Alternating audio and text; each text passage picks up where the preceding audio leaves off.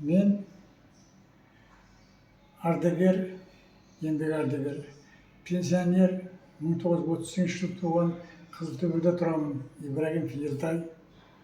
Өткен жылы 26 майда инсульт алып қалдым. Содан қаладағы больницаға ем беріп келгеннен кейін осы реабилитация бөліміне жіберді.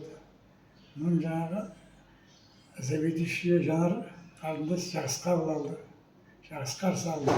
Сөйтіп сол өткен жылы 3 рет 14 күн 14 күннен емделіп кетіп едім. Содан 6 ай өткеннен кейін қазір тағы келіп отырмын.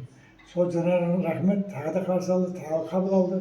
Bu yerде қыздардың бәрі жақсы жұмыс жасайды, санитар болсын, техникалар болсын, бәрі де ас тамақтары да жақсы. Біз үйден тамақ алдырған жоқпыз.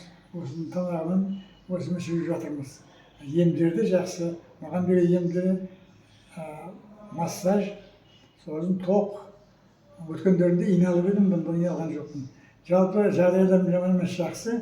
Мына коллективіне реабилитация бөлімінің жаңағы заведующий Жанар қарындасқа мың рахмет.